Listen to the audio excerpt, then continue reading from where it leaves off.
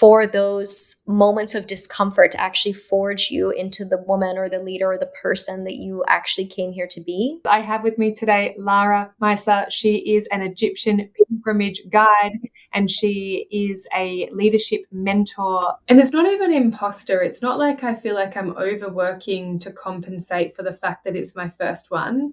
To me, it's an honor. For me, it was a journey of really understanding the mechanics of my energy, especially as a projector, not having consistent access to life force energy and not to use that as a crutch. Welcome to Unmasked Founders with Leslie Kay. This is the podcast that goes beyond the highlight reel of entrepreneurship. Instead of focusing on the accolades and achievements, this show explores the real moments that shape founders, the challenges, the breakthroughs, and the lessons that transform both the business and the human behind it. Hosted by me, Leslie Kay, an entrepreneur who has built empires and discovered the cost of success. Unmasked Founders is a space for honest conversations about growth, resilience, and staying true to who you are. Whether listeners are just starting out or scaling to the next level, this is where real stories are told. Welcome to Unmasked Founders, a conversation with me, Leslie Kay. Hi guys, welcome back to Unmasked Founders. I have with me today Lara Misa. She is an Egyptian pilgrimage guide and she is a leadership mentor, and I just love everything she's about. I've actually journeyed with her on Egyptian pilgrimage, which was such a life-changing and profound experience. And today we're going to go behind the scenes of what it is to be unmasked in this space. Thank you for joining me, Lara. Thank you so much for having me, babe. I can't wait for this conversation. Oh, I would love for you to start, I feel like I won't do it justice because, I've seen 2 weeks of your world on the pilgrimage that we went to. God, I think it was 3 years ago now. How do you sum up what it is you do and yeah, I guess the work that you're here to hold in this world? So I feel like my work very much lives at the intersection between ceremony and sacred teachings, ancient wisdom, identity, and transformation. Amazing. And I do that in a myriad of ways, but yes, probably the creme de la creme of everything that I have ever birthed into existence. To this date, there's definitely evolutions happening and more that is birthing and building. But the alchemy of Egypt is my signature space. It's the most intimate and deepest way that anyone can experience not just my work, but the work and the medicine of the sacred lands of Kemet, of ancient Egypt, and the temple technologies, the sacred sites, the mystery teachings, which I am a lineage holder of that. I am from Egypt, born and raised in Cairo, and with the work that I do, I am here to really be a steward for that consciousness and a steward and a bridge for those teachings to reach all those who are ready to receive them. Oh, I love that. And this actually opens up into what I want to talk about. I would love to ask, this is less about your accolades, although I love them. And, you've done some really impressive things in the last couple of weeks as well, which I'm sure we'll talk about off camera. But I sort of want to open up to what you had to overcome, because I know part of your personal story to claim this lineage piece and claim what it is you're here to hold, and the birthing of Alchemy of Egypt, and really the journey, if we're thinking of people that, maybe have on their hearts a big mission in the businesses they want to birth, because it is both a purpose and a business. Mm-hmm. What did you have to overcome to get to this place where you sort of stepped into your purpose and have just continued to show up for it? It's interesting because when I think back to the beginning of this part of my journey, there was no part of me, no desire, no curiosity, no I would love to start doing this in my business, or I would love to create a retreat in Egypt as part of my business. There was none of that. I was on a completely different trajectory. My background is in filmmaking. I went to film school. I was a documentary filmmaker for many years, working in journalism, storytelling, film, photography, just an artist and just a creative at heart. And I was very happy in that path. There was nothing that was like, ooh, I'm not in my purpose. Of course, there were little like nudges and little hints throughout, but nothing big enough for me to say, oh, I actually want to make this into my business. The initiation that I went through was really actually an initiation of listening to my higher guidance, listening to my intuition, and actually following the calling. And I always say, when it comes to the alchemy of Egypt and just this whole new identity, because I basically went from photographer, like kind of shy, timid, like always hiding behind my camera, like just sort of in that world, like, oh, I'm behind the camera and it's all about who I point my lens at, and I'm like safe behind my lens. I don't ever have to be seen, right? It went from that to suddenly, oh, now you have to lead groups of people through the temples and sacred sites. And now you actually have to be seen as a channel, a mystic, a priestess, in ceremony, in private ceremonies, and lead people through multiple ceremonies in multiple temples over 2 weeks. Like that's the next thing. And it was like there was no middle ground. And I always say, when I received that calling from spirit, and it really just was a calling, like, again, no desire to ever do this work. I was always very deeply spiritual.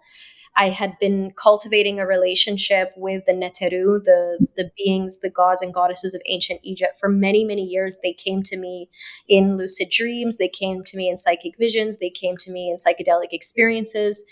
But that was just my private world. I was not like, ooh, I should make a course about this. It was just happening behind the scenes, honestly. And it sounds basic, but essential and very true for me. And ultimately, the thing that I had to go through or that I had to overcome was actually just trust.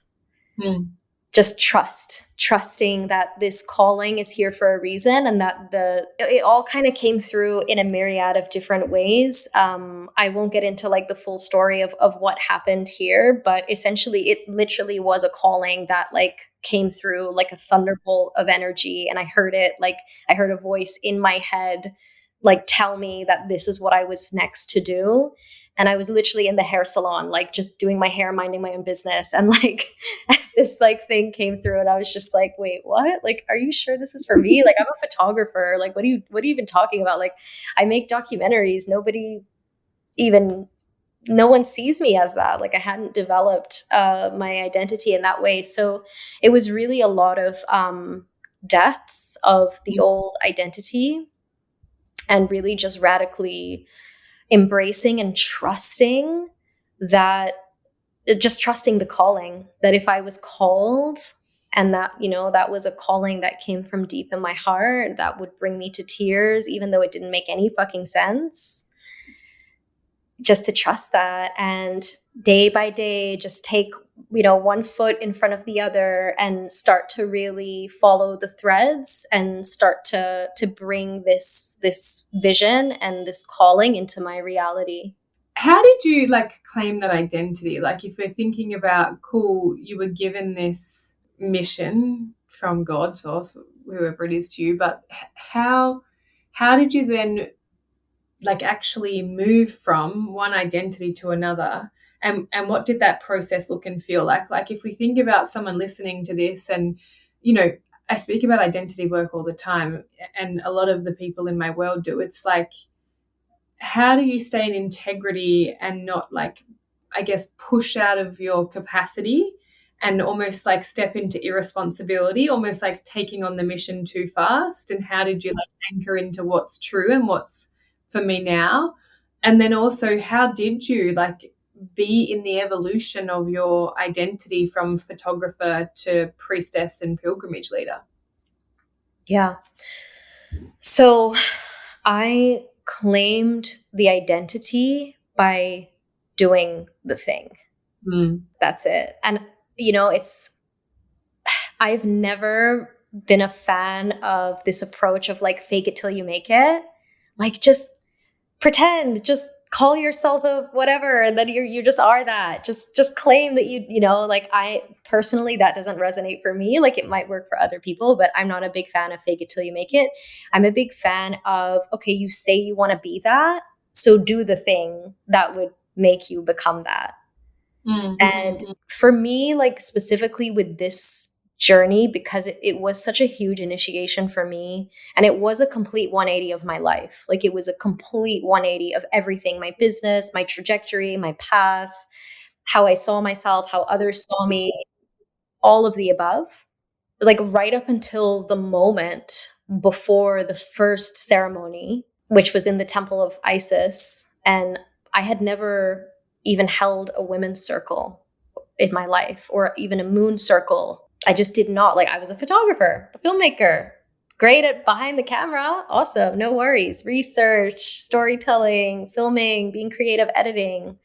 But I didn't step into that identity until I actually did it. Yeah. So how do you then like live? Because, like I'm thinking of the listener that's listening that's like, wow, I've been following your account, love Alchemy of Egypt. Maybe they want to do pilgrimages in England or whatever it might be, or a business owner that has an idea about a retreat that they want to hold. I'm with you. People say to me, well, how do I get the confidence to do it? I'm like, you can't, you just got to do it. The end. There's no shortcut to actually stepping in and showing up and creating what it is you say you want to create. There's no other way around it. So my curiosity is like, how do you bridge the gap in, failing forward, which is my favorite saying, just showing up, doing it, and also holding this integrity of like, guys, this is my first pilgrimage, so it's not going to be perfect type thing. Like, how do you hold the very real experience of, I'm not faking it, so I'm not going to pretend like I've done this before. And I imagine that you just lent on your heritage and your own expeditions and your own experience. And how do you and what would you say to someone listening that's like, cool, I want to go do the thing, but I feel like I'm going to be a fraud if I show up in this. I don't want to fake it until I make it. So how do I hold the integrity of, hey, this is my first time, with the confidence and the identity of, well, this is the leader that I am, and I'm actually claiming my place in the world. Yeah, I love that. And I love that. Yeah. Happy that you brought that up, because I did have to overcome so much imposter syndrome. Like leading up to the first Alchemy of Egypt, I was terrified. And I remember when the calling came and I was like, are you sure this is crazy? And it almost felt like my mentor, Azria Becker, she calls it the choiceless choice. And it was very much like this feeling of like, this is crazy. It doesn't make any sense. I can't not do it. And so as I continue to, to take those actions, there was a part of me that said, you know what, I'm just going to go ahead. I'm going to put this out there, and I'm just going to trust that if I am meant to do this, people will respond. And like, I'm going to use the universe. I'm going to use my external surroundings to also give me reassurance and validation that this is actually meant to happen. Because if it was going to be tons of roadblocks and this wasn't quite working and it was just feeling like a struggle, I would have taken that as information as, okay, maybe it is premature. Maybe right now isn't the time. So I went ahead and I launched the first Alchemy of Egypt. And I was very honest. I was like, this is my first pilgrimage, but this is also my land, and this is my heritage, and this is where I was born. And this is a pilgrimage that I have done, because the Alchemy of Egypt is a journey that I took myself on. And I think maybe that's a big piece of it all, in terms of the embodiment piece. The whole journey, the whole pilgrimage, the sequence of events, the ceremonies, that was all something that I had already taken myself through, and it changed my life. And that calling was, okay, now you get to bring other people through the same journey that you took yourself on. So that was the first piece. And then the second piece was like, okay, well, I'm just going to see how the world responds. And then I launched it thinking no one's probably even going to sign up because I'm a photographer. Nobody associates me as doing this work because I hadn't done it before. But then I sold out in 2.5 weeks. And then I was like, oh, okay, this is actually happening. Like, this is actually ordained from spirit because everything happens so effortlessly. Yeah, I want to speak to this a little because I would say I weave worlds between like God's plan and action. I hear often people say it was too hard, so it wasn't for me.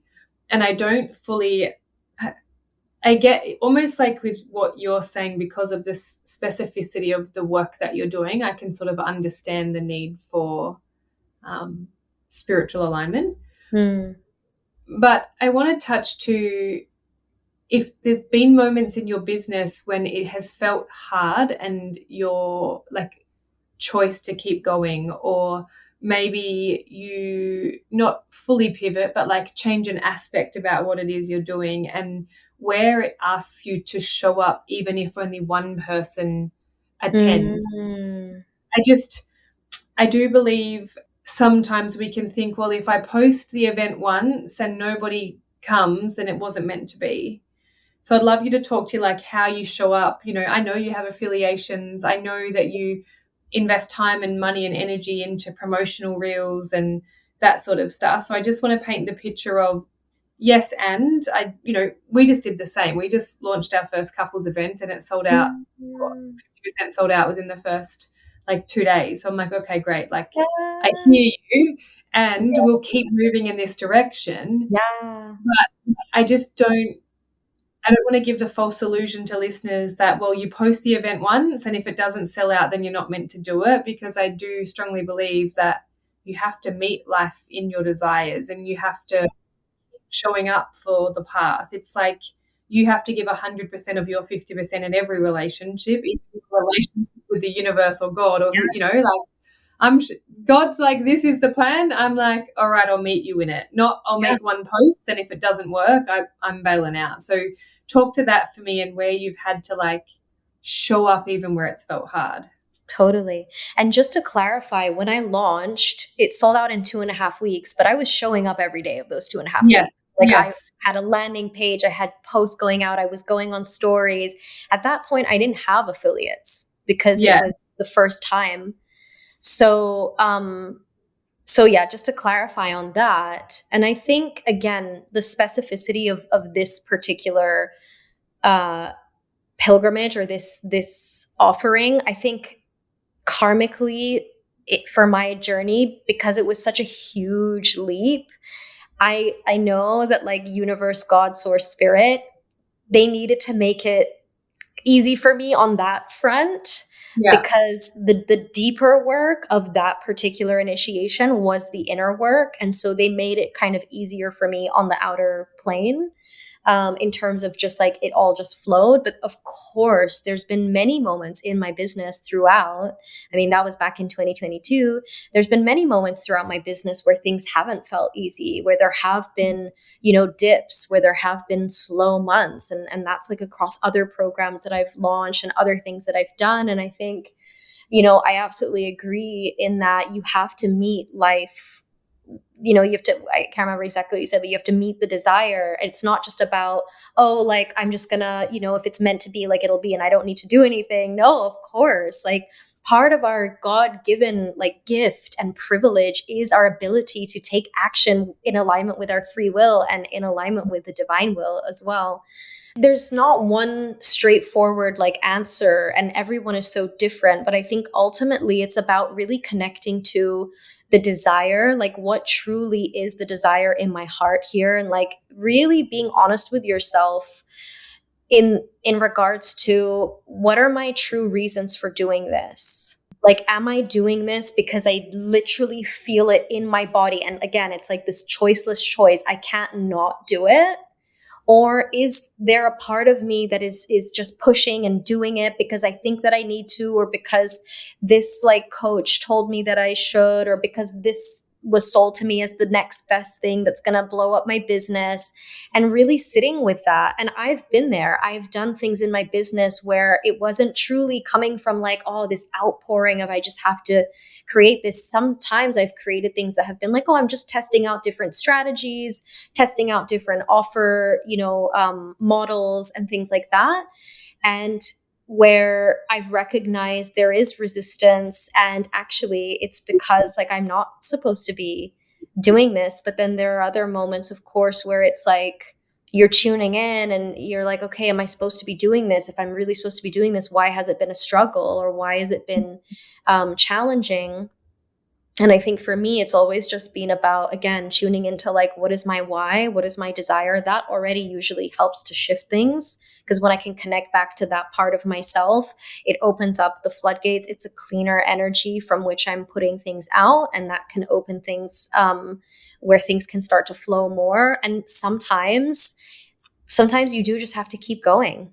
And that's also part of the entrepreneurial path. Like any billionaire, okay, like this is just a money example, but if you interview or look at interviews of any billionaire, any like super, super wealthy, successful person, 90% of them have gone bankrupt at least once. Truly. So there's that part as well, like embracing failure and embracing that as just part of the journey. That's how you become extraordinary, because most people would give up.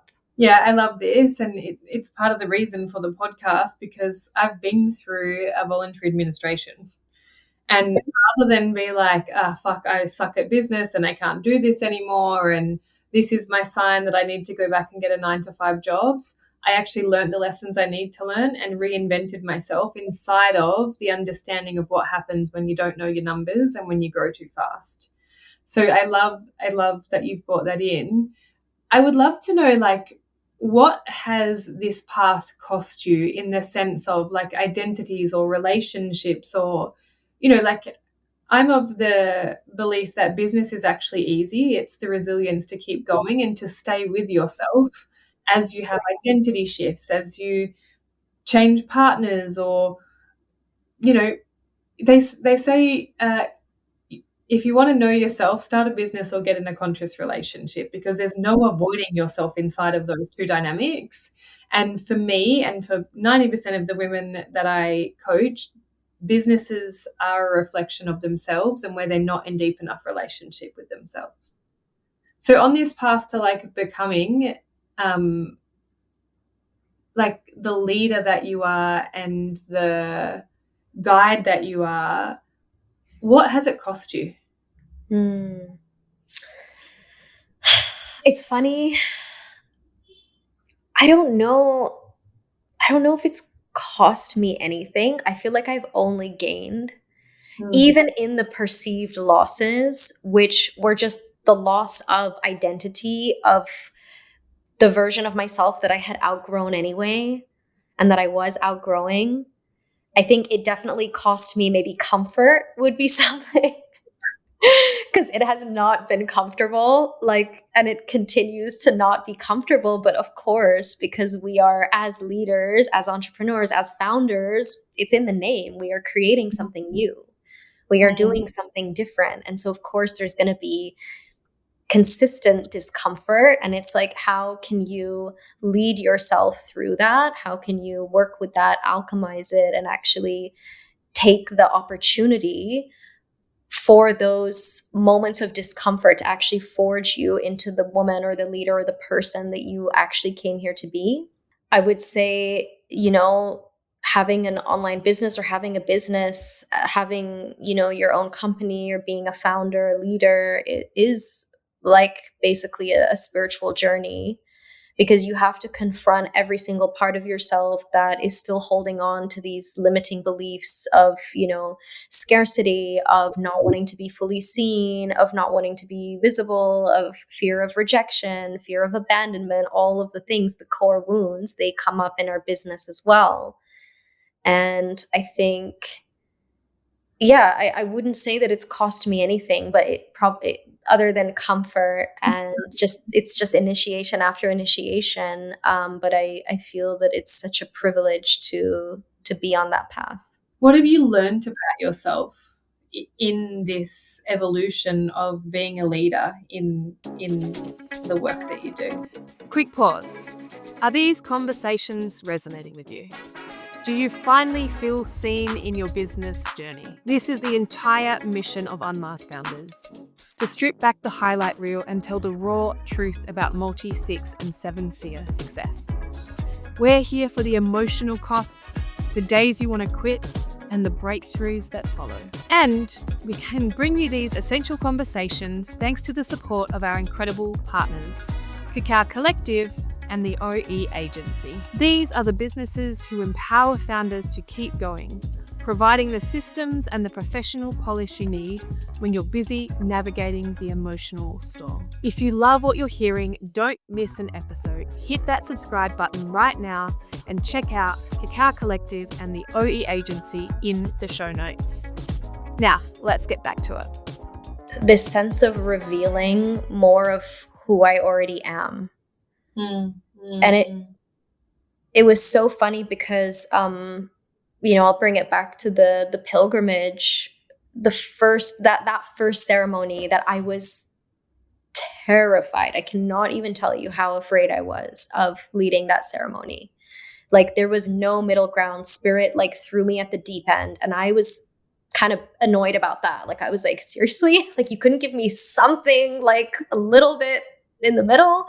No, straight in. Temple of Isis, 2-hour private ceremony, like, go channel, like nothing, no plan. Because I think there's another piece that I want to speak to, which is that with the trust in spirit, there was also an element of preparation that I do want to highlight. Like, once this pilgrimage, was sold out, I really did prepare for it. And I was at my altar every day, and I was tuning in every day, and I was like deep in everything that I was about to deliver. And yeah, again, all the imposter syndrome, all the fears were there, everything that I kind of alchemized over that summer. And then there was so much anticipation, so much buildup, and literally like hours before that first ceremony, I still had no idea like what I was going to say, because every time I tuned in, and that was my preparation, I was tuning in with Isis every day at my altar, and I was like, what will you have me do in your temple? Like, I'm a guest in your home. Temples are the house of the divine. Like, I'm in your home. I'm a guest in your home. What will you have me do? And she was like, I'm not telling you. She's like, nope, you have to trust in the medicine of the moment. Every day at the altar, like, can you please? She's like, nope, you're going to know. You're going to know when you're there. You don't need to know right now. And that was like infuriating for me, because I like to prepare. And especially with this, because I had never done it before.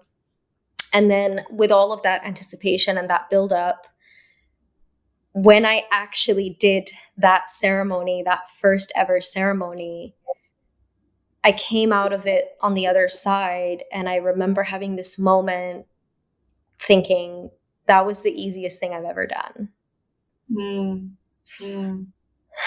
And so, yeah, I think there's something to be said about just that. It's, again, I come back to trust, and it's like taking that leap and feeling like it's the scariest thing, but then realizing that you're falling into like a bed of feathers, or whatever that saying is. Yeah, I actually spoke about this on last week's podcast with a good friend of mine, Melody, where you'll know if it's yours to teach, and you'll know whether you're like channeling and meant to be speaking to it, and whether it's like divine channeling, or you know your craft so well that it's just easy for you to speak to the magic that you're in receivership of, or in like what does Az call it, like Stewarding? Stewarding, yes, thank you, stewarding. So I just want to add to what you're saying. Basically, it's like you kind of just know, like, do you need notes, or there's always going to be nerves. Even when I practice a talk and I talk to, hundreds of people, it's like 9 times out of 10 I forget my script, but I kind of know what it is that I'm stewarding in the work that I've done, and my 15 years of experience. And, there's like a knowing that comes from actually trusting the path you've walked, and like truly being like, well, I like, it's not even ownership, it's like an element of embodiment. And I don't love using embodiment because not everyone understands embodiment. So like just really being a master, like you're a master of what you do because you live it, you know. Like you said, you didn't just rock up and wing it. You prayed every day at your altar asking for guidance. You put in the effort to understand the things you needed to understand. I imagine you did a lot of the logistics and stuff yourself, you know. So you were still letting it work you as you were creating it. And similar, the retreat that we've got that's almost sold out, when I sold it, I had no idea what I was teaching on the day. I'm like, I know what's mine to hold and to impart on the couples that are coming. But I hadn't like written a full schedule, and I was just like, I don't know, I just trust. God said, so we are. And now every day I'm like, all right, what are we taking them through? Do I know enough about what I'm taking them through? What are the resources I'm pulling from to impart this wisdom? What's the best guide I can create for these couples based on the 6 years of study I've done in this field? You know, I've got, 2 teachers that are prominent teachers, but there's lots of other work that I can lean on to impart wisdom onto these people. And so I'm in it every day and will be until we deliver the retreat, really just making sure that, and it's not even imposter. It's not like I feel like I'm overworking to compensate for the fact that it's my first one. To me, it's an honor. Like it's such an honor and a privilege and a, like, thank you, God, for this opportunity to express my life's work in this way. Yes. And I'm going to do the best I can because I want to respect myself and I want to respect the people that trust me. And I want to like do service to, in my view, what's God's work. Like lots of couples need support, and I want a world full of thriving men and women in relationships that don't sacrifice their lives or literally. So for me, and what would probably resonate is this devotion piece. Yeah. Like I'm trusting what I've been asked, and I'm devoted to making sure I show up as best I can with the tools that I've got and the resources that I've got. And that I feel is what you're speaking to me is like, I didn't just rock up and wing it. There was an element of that. There always is, because you don't want to read off a script, but it's also, well, I prayed every day and I read books that would help me or whatever it might be to actually prepare yourself for the mission that you've said yes to. And like you said about Azria, the choiceless choice, it's like, I'm doing this, I can't resist it, and I'm going to take this responsibility with devotion and grace and like the respect that it deserves and not actually take it for granted. Yeah, absolutely. Yeah. And also just being in such reverence and honoring to the people that are trusting you. And I think for me, that was a huge piece because, you know, it's like this classic moment of sometimes you won't do the thing for yourself, but when it's for other people, you're like, okay, I have to actually, like, there's people counting on me. There's people who have like paid good money. There's people who have invested. There's people who are flying all the way across the world. There's people coming in for your retreat. It's like really honoring those people and honoring that trust and taking the full responsibility of that and really just making sure that they feel so tended to and seen and taken care of throughout this journey. Yeah, I love that. I kind of want to rewind to a piece you touched on before where you picked up things that coaches or mentors or Instagram trends of like, well, I think I'm going to try this because everyone says I should. And touch a little bit on almost like the mechanics behind a spiritual-led business, because it doesn't matter what you're doing, business foundations need business foundations. Like God, the Neteru, whoever's helping you will help you, and there's structure that you need as well. It's absolutely. Again, I could lay naked in the sun and eat fruit, and clients would just find me. Like, please God, if we could make that happen, that would be great. But I just want to touch on this, like almost like the identity of taking on strategies that don't belong to you. And also I would love for you to speak to like almost like the devotion to show up in the places that maybe do feel uncomfortable. Like, especially in my view, in spiritual led business, there's an element of magic, but also what are some of the lessons that you had to learn about the foundations or knowledge you actually had to build to like meet halfway inside of this relationship? Yeah. I think for me personally, so much of my work is also infused by the soul blueprint. So working with our unique divine design of how we were actually formed and literally designed to operate and contribute to the world. And I think my journey with that was essentially following strategies from other amazing mentors and teachers who were basically prescribing what worked for them. But once I started to unpack, my blueprint, my human design, my astrology, my gene keys, the way that I am uniquely built, especially when it comes to energetic capacity, was actually it was just not the same as those mentors or those teachers. And so therefore the strategies that I was given really burnt me out. And I think for me, it was a journey of really understanding the mechanics of my energy, especially as a projector, not having consistent access to life force energy, and not to use that as a crutch or an excuse of like, oh, but I'm a projector, I can't do anything. No, obviously that's bullshit. But just like really tuning into, okay, what actually fuels my magnetism, because it's different for all of the types, and then working with that to then refine and create different strategies, different ways of showing up, of creating content, of launching, that were actually more in alignment to my unique design. I would say that was probably the biggest game changer. So what I'm hearing is you understand the mechanics of business, but you make it match who you are uniquely rather than a blueprint that might be for someone else. Because I know you still do all the things and I know you have a team. So it's like the awareness that there is things you need to do and the self-awareness to be like, this is how I'm specifically going to show up inside of what my business needs to thrive. 100%. Yeah.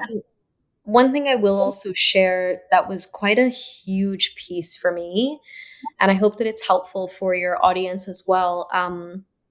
But something that, was a huge block for me for many, many years was around content. And it sort of started to feel this almost like this bitterness, this resentment of why, like, I'm already doing all these things and I'm holding all these visions and I'm leading these journeys and I'm building this business, and now I have to write about it all and like post about it all the time. And that was such a big block for me. And I remember for like years, truly, I was just doing anything that I could to pass the hot potato, and like hired an agency, hired another VA, countless social media managers to just take this off my plate. And I think that for me, at least, like, it seems to be quite a common experience for many founders, where it's like you actually want to master your craft, but when you have a business and when you're a founder, you also have to wear all of these other hats, especially when you're not as established yet, where you have a big team.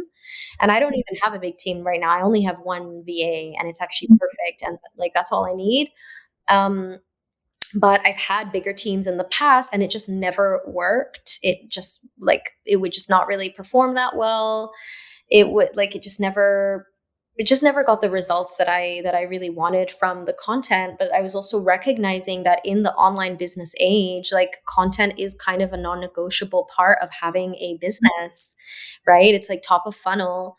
And a really, really big shift that I had not so long ago was that I needed to stop seeing content as content, and essentially just seeing it as, actually, this is such a beautiful opportunity for me to cultivate my transmission and my thought leadership. And now writing my content, now I write everything myself. I don't use ChatGPT. I don't use AI. Nobody writes but me. And it's actually become part of my ritual. It's become part of my practice of like, I'm in the channel, I've done my morning practices, I've done my workout, and then I'm ready for the day and I sit and I drop in and I'm like writing from this beautiful space of intention. And it's kind of crazy because I've just seen such a huge difference in visibility, in engagement, in inquiries.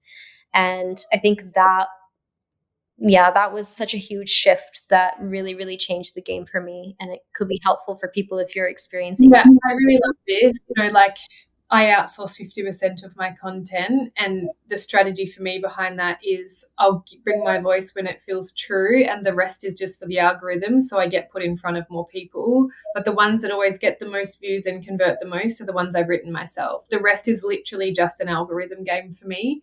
And I love this because I speak to so many people that have issues with content, basically.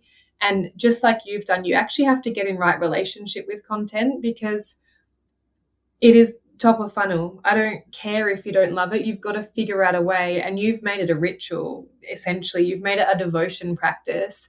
And I love that you just shaped it to be like you're in communion with the people you're here to serve, but Instagram's just a platform, you're delivering that conversation to them. And also this thought leader piece, huge. Like even Azria, like she writes full fucking novels on Instagram and they go viral. Or, she creates a poem, because I imagine she's taken a lot of the same. I'm going to hit up Az to get on this podcast, actually. But yeah, it's like this devotion to being in service through the thought leadership, through the one platform that a lot of people are on and that it reaches. So you become more of an authority in your space. You are sharing more of your heart and soul. And I think for a lot of women, especially like spiritual-based businesses, that's what you need to do. 100%. Well, this is the thing. Like, think about it. As a spiritual led business, that in itself is a new thing. Like we literally are reshaping the entire paradigm of business as we once knew it. Many, many more and more people are leaving 9 to 5, and many people are actually also being let go of, because we're seeing the complete illusion that job security actually is. So more and more people are being focused and being called and pulled to this path of being a founder, being a leader, starting their own business, being an entrepreneur. And especially when it comes to the realms of spirit, like we are here to lead people through new pathways of being and becoming in a way that ultimately is going to serve the whole, that is not extractive, that is not rooted in fear and insecurity and comparison, and ultimately destroying the planet, destroying the resources that we have here. And so for you to be on that thread, on that train of this like cohort of people, this constellation of people that are rising to lead in this way, how can you not have thought leadership? Like that is the foundation. It's like that's the whole point, especially if you do feel that part of you that somewhere deep in your heart, and maybe you're already quite embodied in this already, but you know that you are here to lead. And part of that is through your perspective and your experience, your life's work, your story, how you lead yourself through this journey and bring others along.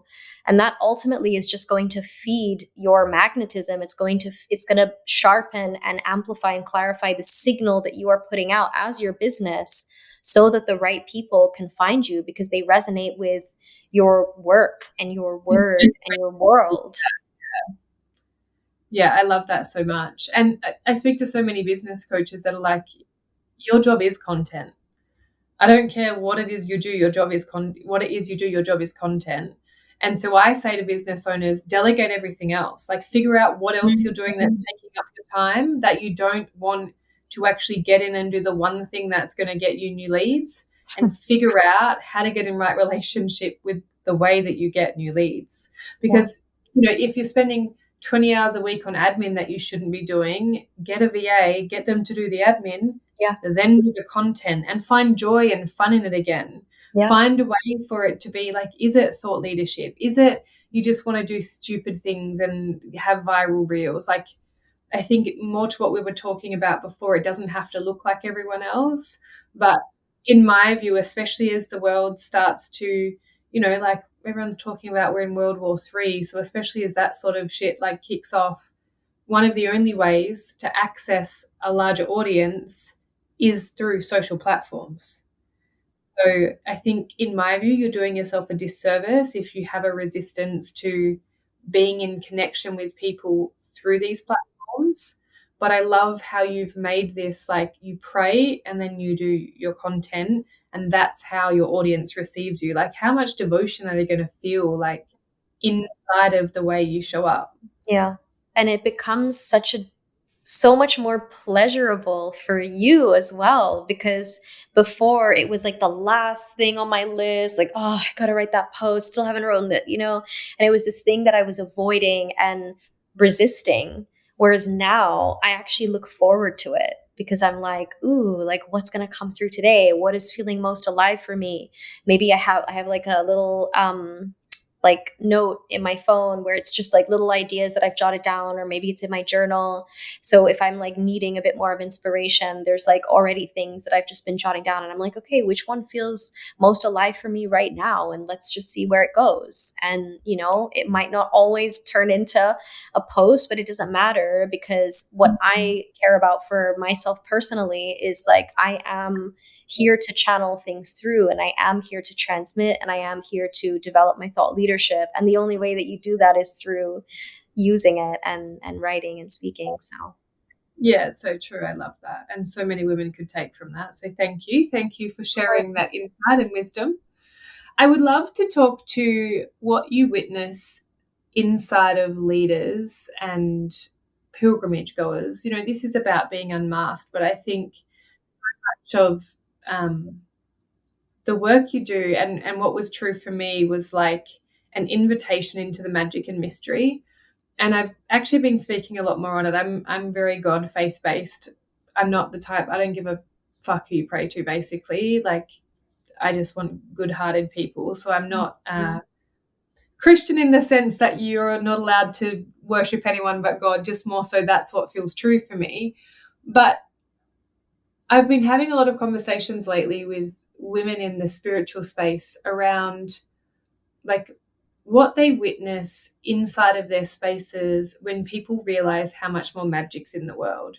Koh Samui, or a week-long embodiment retreat with a good friend and teacher of mine. And I chose the embodiment retreat because I was like, I've been so focused on like the real masculine logic, learn the strategy, implement the thing. And business was starting to feel a bit like a chore versus, I remember what I'm devoted to here. And I think a lot of my path, or what I'm here to do, is to continue to dance between the worlds of magic and logic and weave that into, I guess, and to me it's like masculine and feminine. Like the feminine is magic, the masculine is logic, and it's a continuous journey of harmony. But how do you and what do you witness inside leaders that actually get to experience? Because, in some temples we went to, we would have like otherworldly, can't even explain it. If you did try and explain it, people wouldn't believe you anyway. I'm sure I tried to explain. I think we did a live trying to talk to, oh my God, she's going to be mad that I've forgotten her name, Sekhmet's temple, and whatever the hell happened in there. What do you witness in like people that allow themselves to experience life in this way?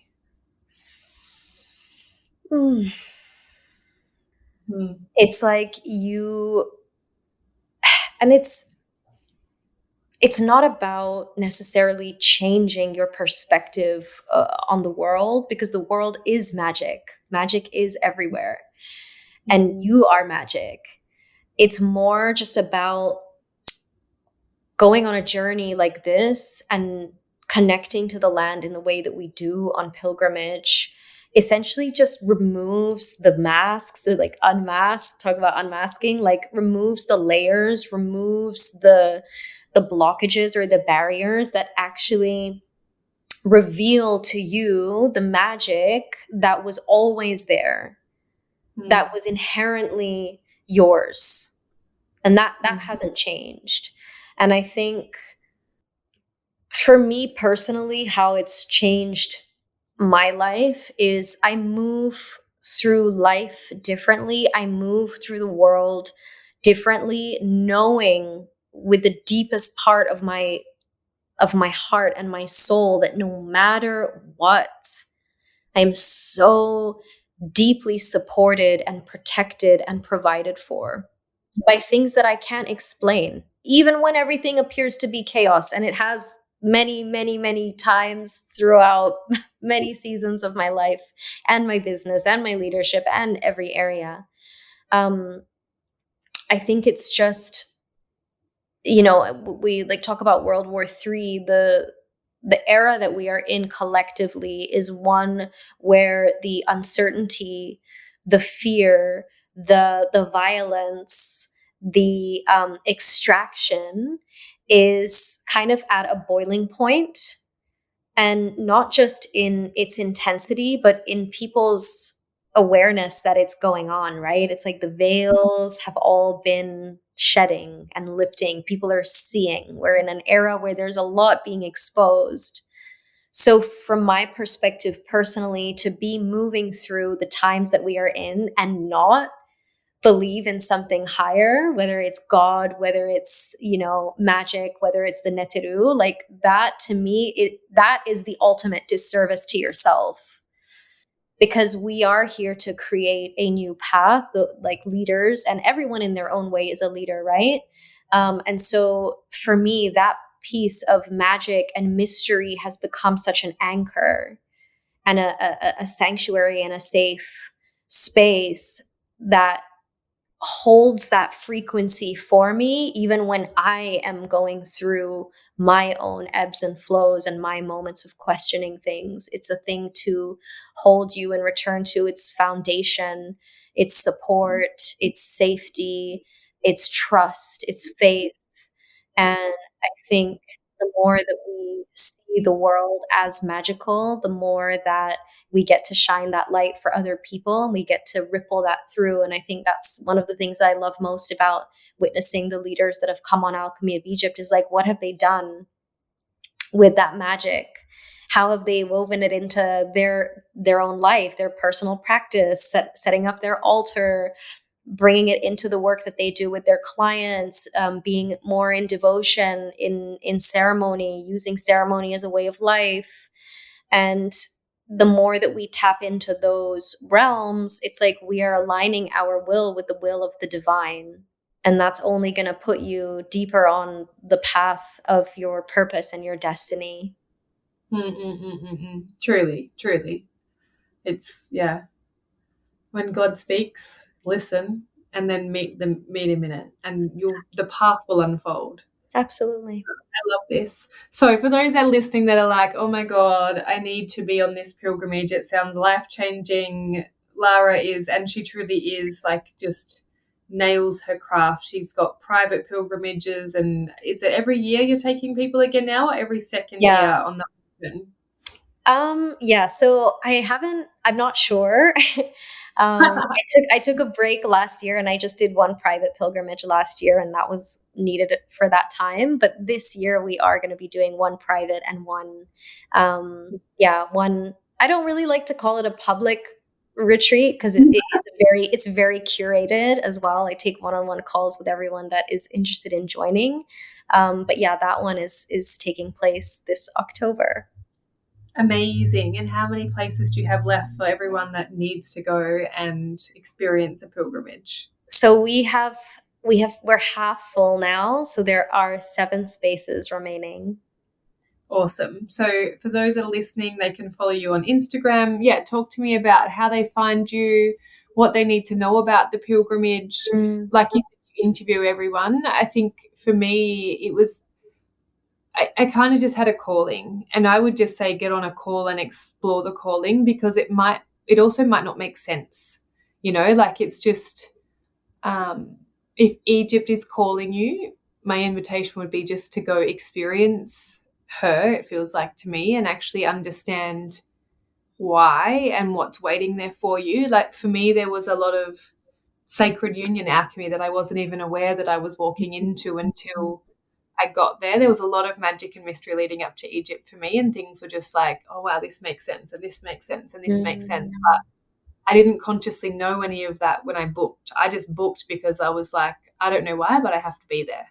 Yeah. So yeah, like speak to that a little, and then how people apply to get on a call to see if they make the cut. Thank you, babe. Yeah, so the Alchemy of Egypt is essentially a 2-week pilgrimage through the sacred sites, the pyramids, the temples of ancient Egypt. It is a true pilgrimage. It's not a retreat. It's not a holiday. We are moving temple to temple, site to site, all the way up the River Nile.